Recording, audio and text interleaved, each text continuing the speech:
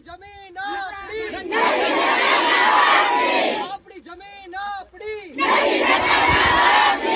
સરકારને ફરીવાર કહેવા માંગુ છું કે આ ટ્રેલર છે, પિક્ચર હજી બાકી છે.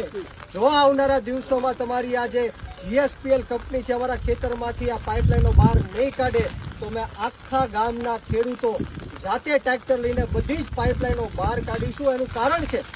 એનું કારણ છે કે એટલા બધા સમયથી આ પાઇપલાઇનોની અમે રજૂઆત કરી, આવેદનો આપ્યા, પણ ત્યાં સુધી આ ખેડૂતો સહન કરશે. એક સહન કરવાની લિમિટ છે, શક્તિ છે, એ પણ અમારી ખૂટી ગઈ છે. ત્યારે હું સરકારને ફરીવાર વિનંતી કરું છું કે અમે અહિંસાને માનવાવાળા લોકો છીએ, પણ જો આ સરકાર અમારી વાત નહીં સાંભળે તો અમે શહીદ આઝમ સરદાર ભગતસિંહના માર્ગ ઉપર પણ ચાલવા માટે તૈયાર રહેશું.